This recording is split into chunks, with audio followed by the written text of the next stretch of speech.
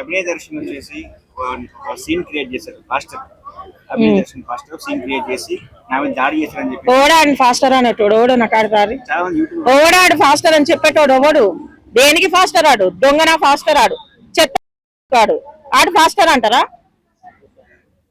నిజమైన ఫాస్టర్లకు చేసి తొక్కిరు అని మాట్లాడుతుండు. సిగ్గుశరం లేదా నీకు? కొంచెమైనా బుద్ధి ఉండాలి. ఇందులో మీద ఎందుకు రుద్దడం? నీ అమ్మ మీద రుద్దుకునేది ఉంటుంది, నీకు ముగ్గురు పెళ్ళాలి వాళ్ళ మీద రుద్దేది ఉంటుంది. నన్ను ఆడబోడ్సు నన్ను ఈడబోడ్సు నా పిల్లంకాడికి రా నేను లేనప్పుడు అని చెప్పుకున్నావు, మంచి ప్లాన్ చేసుకున్నావు. దేవుడు గుడ్డోడు కాదుగా, దేవుడు గుడ్డోడు కదా. కాళ్ళు కడిగించుకుంటావా, మట్టలు ఊపించుకుంటావా, మంగళారతి వాడించుకుంటావరా? ఎవరు నువ్వు ఫాస్టర్ అని చెప్పి? వాడు ఫాస్టర్ అని ఎవ్వడు కూడా అనొద్దు. వాడు ఫాస్టర్ కాదు. మాకు వానికి ఎటువంటి సంబంధం లేదు.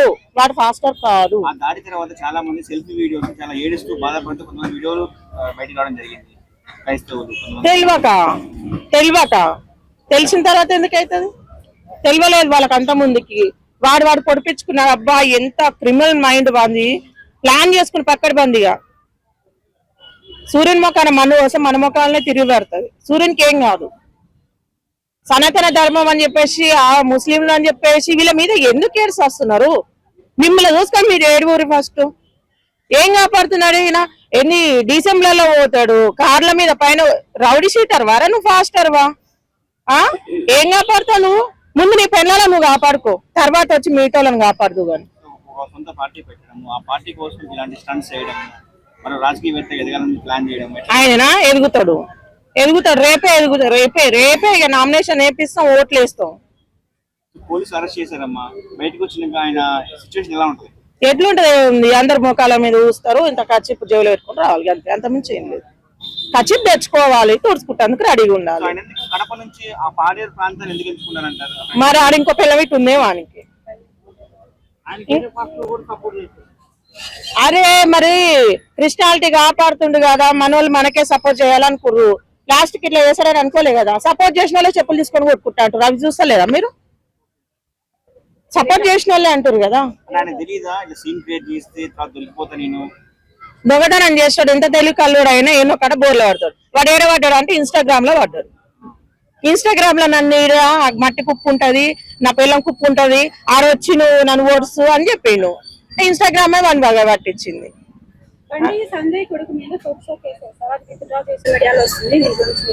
చేయని మరి పెళ్లి చేస్తే పిల్లలు అవుతారు, ఇంక అంతమించి ఏముందాడా?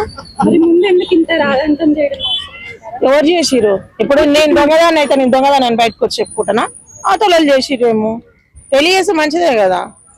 రేపు వాళ్ళకి మనవరాలు ఉడతారు బండి సంజయానికి, ఇంకేముందాడా?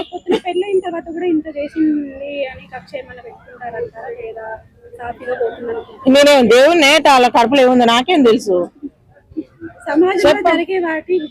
అమ్మా పెళ్లి చేసుకుంటా అన్నోడు అయితే సంపలేడు కదా. నువ్వు దొంగకి తాళం ఇచ్చినావు అనుకో, అలా దొంగతనం చేస్తే అల్లకెళ్ళి ఏమైనా తీస్తే నా మీద పడుతుంది అన్నట్టుంటది. పెళ్లి చేసుకుని పెళ్ళాలని ఆయన ఏం చేస్తాడు? ఏం చేయలేడు.